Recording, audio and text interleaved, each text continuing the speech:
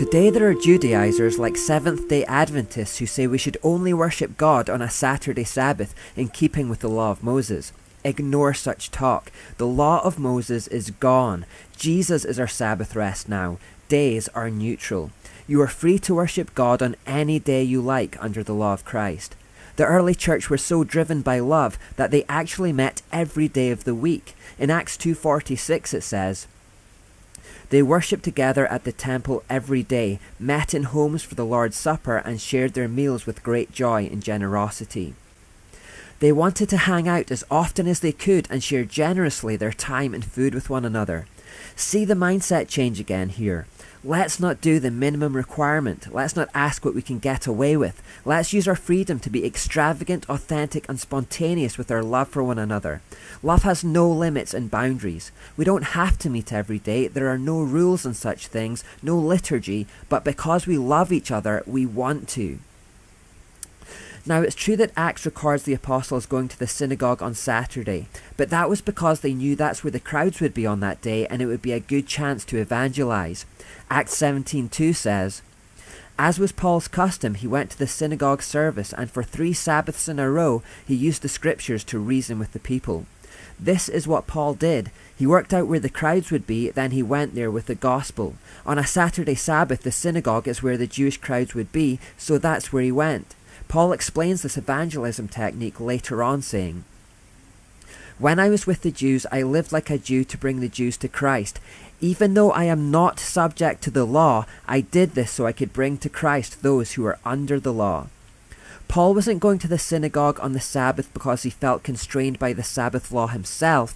He was going to the synagogue on the Sabbath to help those in bondage to the law to be free of it. In fact, the only time the Sabbath is mentioned in the New Testament from Acts all the way through to Revelation is in this context of evangelism. The apostles went to the synagogue to evangelize to the Jews to help them to be free of the law. And once Paul states, "From now on I will go to the Gentiles," in Acts 18:6, the Sabbath is never again mentioned in the entire New Testament. Instead, the rest of the epistles teach the opposite, that there are no longer constraints to Saturday. Now, Adventists and other legalists will often try to frame this debate in Saturday versus Sunday terms, believing that those who worship on Sunday have been perverted and deceived by a subversive edict from the Roman Emperor Constantine. This is a false framework for the argument that shows a complete lack of understanding of the freedom we now have in Christ. The truth is that while Christians generally do worship on a Sunday, we could just as easily worship on Monday, Tuesday, Wednesday, Thursday, Friday, or Saturday. They would all be perfectly acceptable to God. We're not enslaved to Sunday any more than we're enslaved to Saturday. We have been freed from laws on all such things. So instead we can and should worship any day, either day, all day, every day. Again, we have been freed from all rules on such things. Just do what you do as unto the Lord and from the heart because you love him. That's all. Paul wrote, "Some think one day is more holy than another day, while others think every day is alike. You should each be fully convinced that whichever day you choose is acceptable. Those who worship the Lord on a special day do it to honor him." In other words, as long as you're fully convinced and have a clear conscience, then go for it. Now, whenever Jesus appears to his disciples in resurrection form and the day is mentioned in the Bible, it is a Sunday. That's in Matthew 28:1, Mark 16:9, Luke 24:1, and John 20:19. It should also be noted that the Bible records the disciples meeting together on a Sunday in 1 Corinthians 16:1-2 and Acts 27. So the idea that meeting on a Sunday is wrong is easily disproved by the Bible. However, a Sunday Sabbath is actually as unscriptural as a Saturday Sabbath. The whole Sabbath concept was part of the Old Testament law, and Christians are free from the bondage of the law.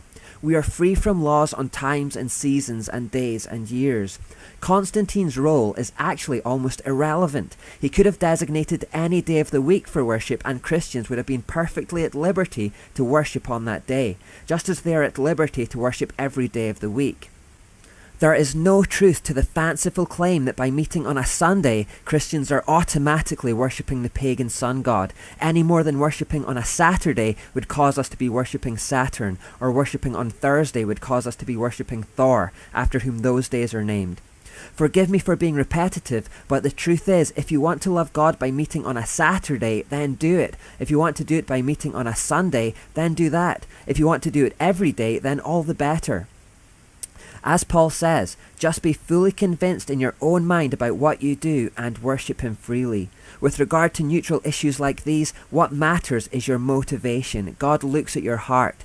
Don't be legalistic and set rules about such things. Meet as often as possible and share all good things generously with one another. That is the mindset change. That is the freedom to love that you now have in Christ.